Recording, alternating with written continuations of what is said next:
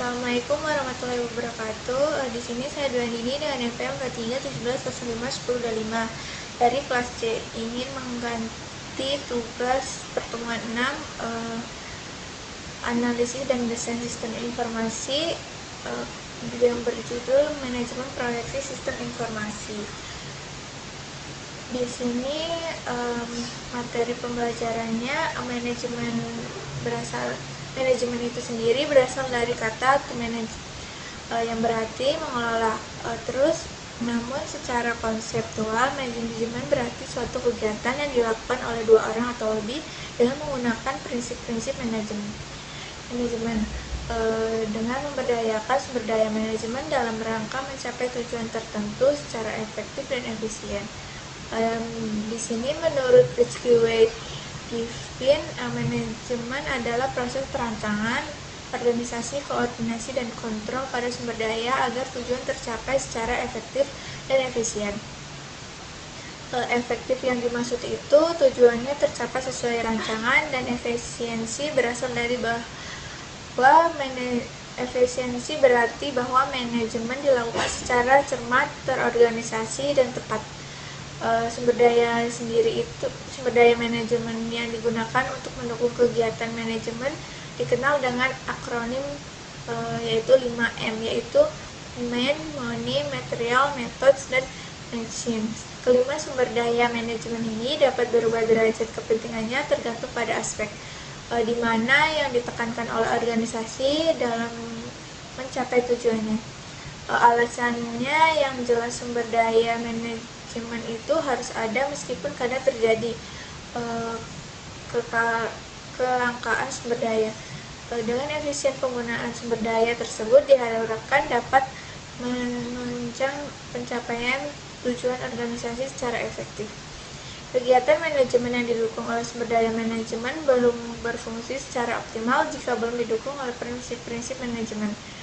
Prinsip manajemen merupakan pokok pikiran yang berdasar bagian konsep manajemen dalam bekerja.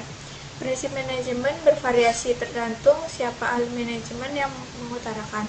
Di sini menurut Harry Valley, bapak penemu prinsip administrasi dari Prancis, menyatakan bahwa semua manajer melakukan 5 fungsi manajer POCC, yakni perancangan, planning, pengorganisasian, organizing, pengomandoan, commanding, dan pengkoordinasian, coordinating, dan pengawasan, controlling.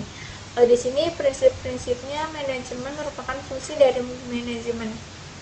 Uraian lebih rinci mengenai prinsip manajemen antara lain sebagai berikut. Yang pertama itu perancangan, menyusun dan menentukan lebih dahulu aktivitas-aktivitas yang akan dilaksanakan pada masa yang akan datang dalam rangka mencapai tujuan tertentu. Yang kedua itu ada pengorganisasian, yaitu kegiatan membagi dan memberdayakan sumber daya manusia dan pekerjaan yang ada di dalam organisasi. Yang ketiga itu ada pengarah, yaitu kegiatan utama menggerakkan orang, mesin, dan pekerjaan dalam mengorganisasi. Yang keempat itu ada pengawasan, yaitu mengadakan evaluasi dan pengawasan terhadap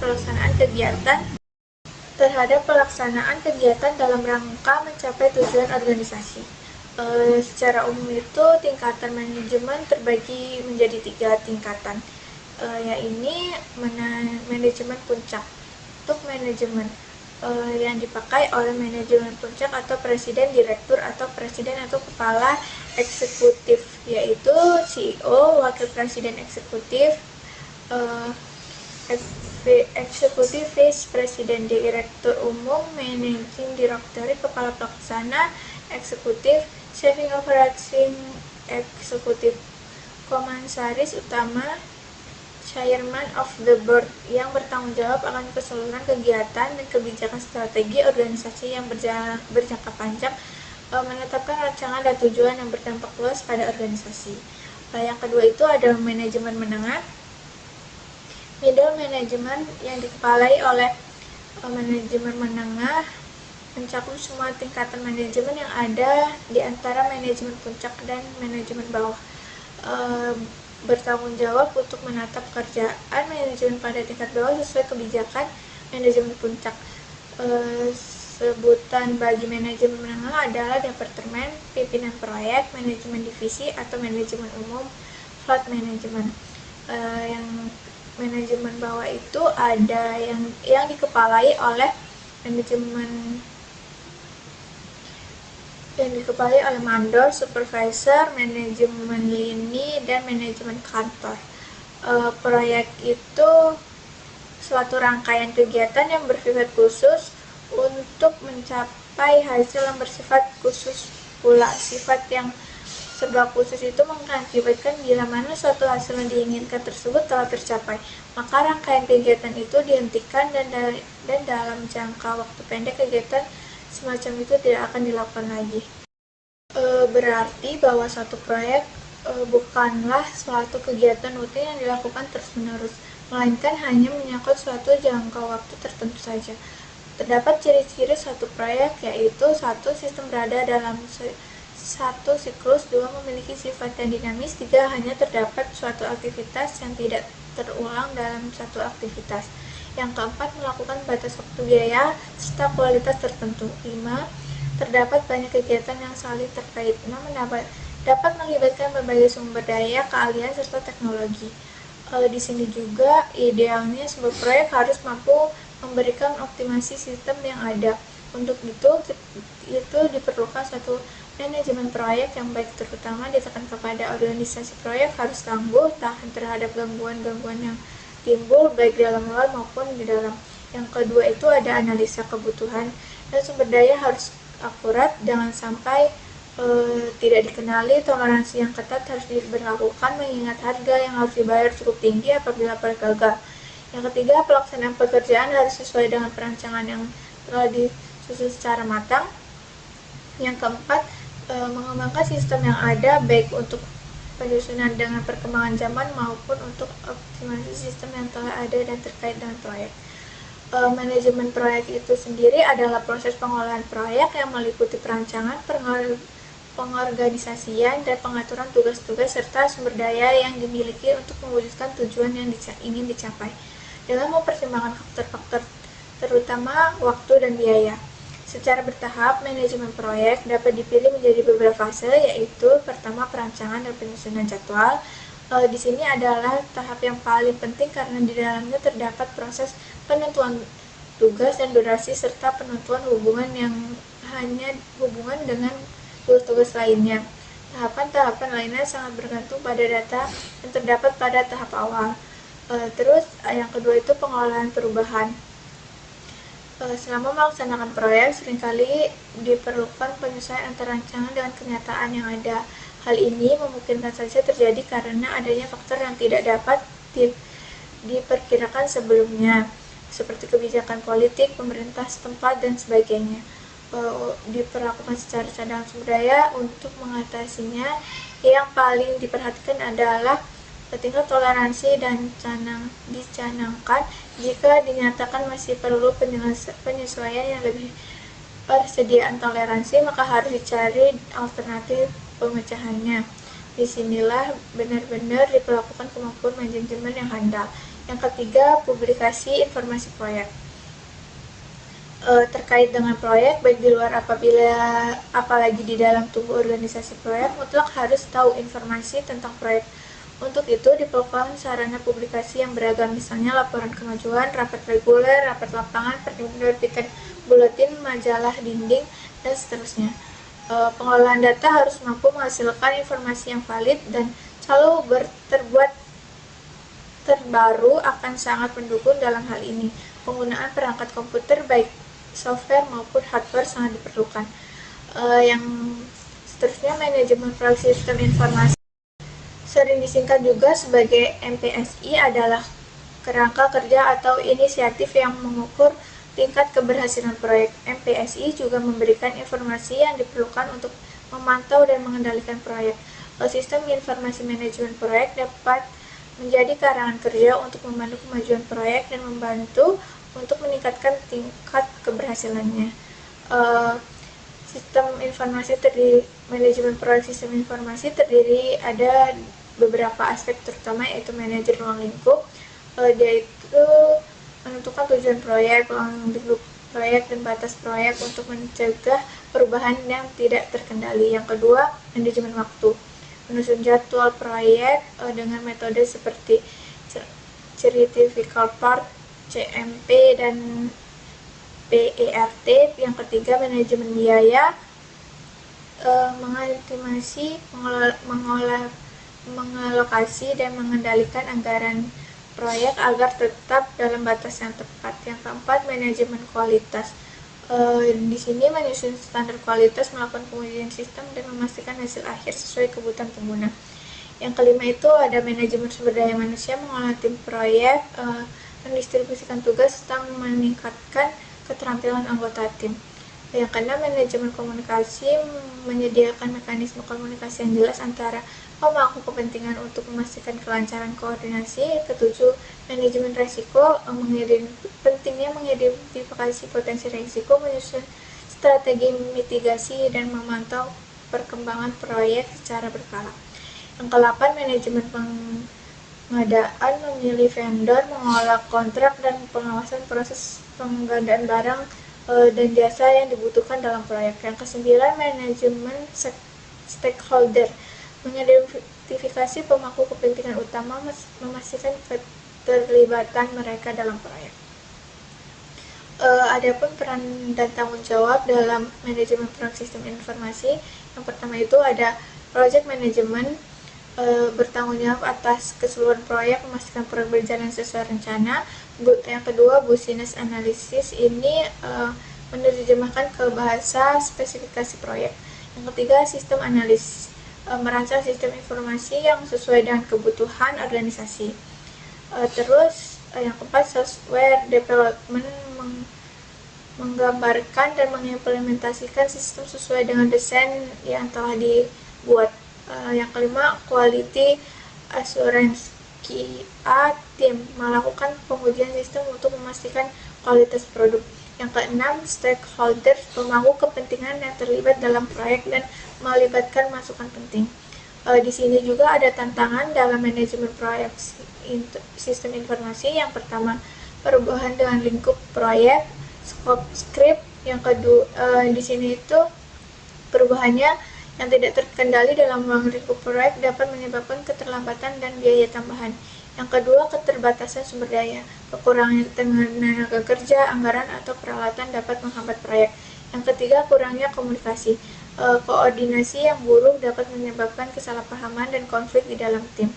Yang keempat, ketidakpastian teknologi, perkembangan teknologi yang cepat dapat menyebabkan perubahan dalam kebutuhan proyek. Yang kelima, manajemen risiko yang kurang efektif. Jika risiko tidak diidentifikasi dan ditangani sejak awal, proyek bisa mengalami kegagalan. Di sini juga ada manfaat manajemen proyek sistem informasi. Yang pertama, memungkinkan tim proyek untuk menentukan berbagai hal seperti waktu, uang, sumber daya, dan melihat apakah mereka dapat menemukan alasan seperti ini, alasan mengapa ini terjadi. Yang kedua, membantu para pemimpin proyek untuk menilai dampak pada proyek dan risiko masa depan yang disebabkan oleh waktu dan biaya berlebih, dan juga untuk memastikan bahwa kualitas proyek tidak buruk. Di sini juga ada beberapa faktor yang dapat menemukan manajemen proyek sistem informasi ini berhasil, diantaranya satu, mendukung dari manajemen atas.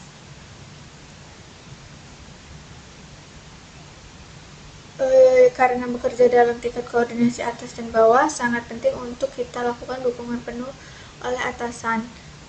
Hal itu menjadi suatu keharusan mutlak untuk keberhasilan manajemen proyek. Artinya ada timbal balik ataupun tanggapan dari manajemen atas terhadap apa yang sedang dikerjakan, misalnya mengadakan pertemuan tim untuk membahas manajemen proyek sistem informasi yang dikerjakan. Yang kedua ada quality control. Di sini tim manajemen sistem informasi harus mengatur dan menetapkan kriteria kualitas yang ketat secara berkala oleh manajemen proyek yang berpengalaman dari apa yang harus masuk ke dalamnya dan apa yang tidak cocok. Kasus sistem pencarian teks lengkap menghitung jumlah download oleh pengguna yang berada per entry bisa menjadi indikator yang baik dan dari relevasi. Kriteria numerik lainnya untuk fungsi pencarian bisa menjadi volume setiap entry dalam hal proyek yang sesuai paket pekerjaan, nilai risiko perubahan atau klaim, dan lain-lain. Yang ketiga, perubahan rutin dan sering. Informasi yang tersimpan harus up to date, konten yang teratur, jelas, dan up to date akan meningkatkan daya tarik dari keseluruhan sistem. Yang keempat, mudah digunakan. Seluruh sistem harus mudah digunakan. Dalam halnya mendownload dan mengirim informasi. Akses ke sistem harus semudah mungkin sehingga informasi yang ada dapat dimanfaatkan dengan mudah. Kelima, penghargaan untuk setiap kontribusi. Imbalan atau insentif bagi kontribusi untuk manajemen proyek sistem informasi adalah cara lain untuk meningkatkan atau menjaga nilai lebih. Ada model, view, dan controller MVC dalam manajemen proyek sistem informasi.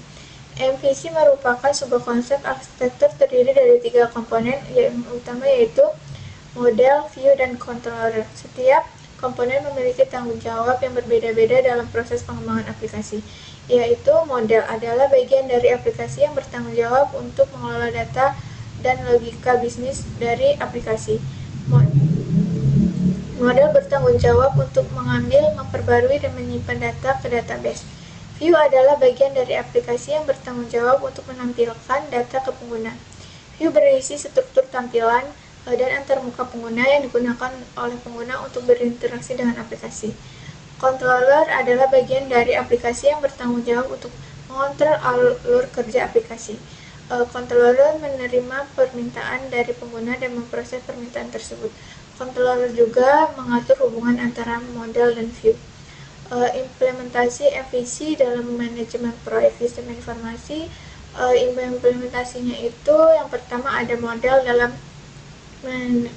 manajemen proyek. Model bertanggung jawab untuk mengelola dan memperbarui data terkait proyek seperti status tugas, jadwal, anggaran, dan laporan kemajuan. Model mengatur aturan terkait pengelolaan proyek seperti dependensi antara tugas atau alur kerja proyek. Model juga bisa berinteraksi dengan sistem lain, misalnya sistem manajemen sumber daya manusia untuk memverifikasi ketersediaan tenaga kerja atau sistem keuangan untuk memantau anggaran. Terus ada view dalam manajemen proyek. View itu sendiri akan menampilkan data proyek dalam bentuk visual yang mudah dipahami, seperti grafik Gantt, status tugas, dan laporan biaya. View harus dirancang dengan baik agar pengguna merasa nyaman dan dapat dengan mudah mengakses informasi penting terkait proyek. Controller dalam manajemen proyek.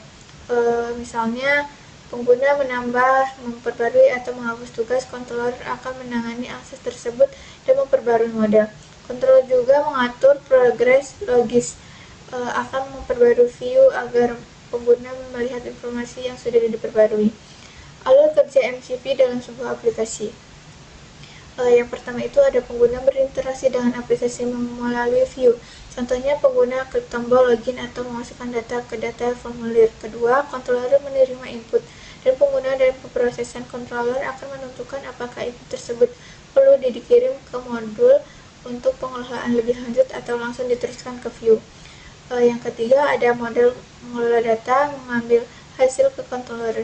Jika input pengguna membutuhkan data dari database, misalnya seperti login, model akan mengambil atau menyimpan informasi tersebut. Yang keempat, controller mengirimkan data dari model ke view. Setelah mendapatkan data dari model, controller mengatur bagaimana data ini ditampilkan di layar pengguna. Yang kelima, view memperbarui tampilan sesuai data yang diberikan oleh controller. Misalnya, setelah login berhasil, pengguna akan diarahkan ke halaman dashboard mereka. Ada juga manfaat MVC. Yang pertama, mengelola aplikasi web berukuran besar. Aplikasi web dapat diorganisasikan menjadi 3 bagian. Yang pertama itu model, view, dan controller. Membantu dalam memecahkan kode menjadi berbagi yang lebih kecil, menjadi bagian yang lebih kecil dan lebih terorganisir. Hal ini mudah dalam mengembangkan aplikasi web kompleks. Yang kedua, mendukung asynchronous methods implementation (AMI). Model view controller mendukung Asynchronous Method Invocation (AMI) yang memungkinkan aplikasi web untuk memproses permintaan secara asinkron, mengirimkan waktu respon, dan mudah dimodifikasi. Yang ketiga, mudah dimodifikasi. MVC memisahkan kode menjadi 3 bagian. Yang pertama, model, view, dan controller. Memudahkan dalam bentuk perubahan pada satu bagian tanpa mempengaruhi bagian lainnya. Hal ini memungkinkan pengembangan untuk memodifikasi aplikasi web dengan mudah. Yang keempat, proses pengembangan lebih cepat. Dalam pengembangan aplikasi web, penggunaan MVC dapat mempercepat proses pengembangan karena kode yang terorganisir dengan baik dapat dengan mudah dimodifikasi dan diuji. Yang kelima, perancangan dan pemeliharaan mudah. Di sini model view controller memisahkan kode menjadi 3 bagian utama yang mudah dalam perancangan dan pemeliharaan aplikasi web. Di setiap bagian dapat dikembangkan secara independen, memungkinkan perancangan dan pemeliharaan yang lebih mudah. Yang keenam, mengambil data tanpa formatting. Model view controller mengambil data dalam bentuk mentah tanpa formatting yang memudahkan dalam manipulator data sesuai kebutuhan. Yang ketujuh, mendukung TDD, Test Driver Development. Model view controller mendukung Test Driven Development (TDD) yang memungkinkan pengembangan untuk menguji kode mereka secara otomatis. Dalam TDD, pengembangan menulis tes terlebih dahulu kemungkinan menulis kode untuk memenuhi tes tersebut. Yang ke-8, multiple view. MCP memungkinkan aplikasi web untuk memiliki banyak keterampilan view yang memungkinkan pengguna untuk memilih tampilan yang paling sesuai dengan kebutuhan mereka. Yang ke-9, SEO Friendly Platform.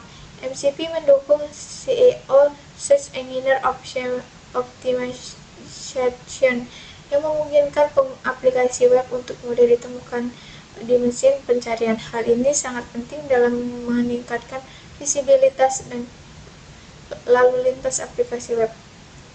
Contohnya MVC itu ada 5 yang paling populer digunakan seperti Laravel.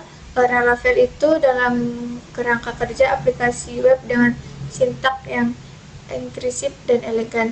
Framework ini membebaskan Anda untuk berinteraksi tanpa perlu mengkhawatirkan hal-hal kecil. Yang kedua, Ruby on Rails adalah sebuah kerangka kerja pengembangan aplikasi web open source yang ditulis dalam bahasa pemrograman Ruby. Adalah salah satu library Ruby yang paling populer dan salah satu alasan utama para pengembang memilih untuk belajar Ruby. Yang ketiga itu Code Igniter merupakan aplikasi sumber terbuka yang berupa kerangka kerja PHP dengan model view controller untuk membangun situs web dinamis dengan menggunakan PHP. Yang kelima, ASP.NET MVC adalah framework pengembangan web open source dan Microsoft yang menyediakan arsitektur model view controller. Yang kelima, Android. Platform mobile yang menggunakan konsep arsitektur model view controller dapat mengembangkan aplikasi. Model berisi data aplikasi, view berisi antarmuka pengguna, dan controller mengatur alur kerja aplikasi. Sekian penjelasan yang dapat saya sampaikan. Saya akhiri. Wassalamualaikum warahmatullahi wabarakatuh.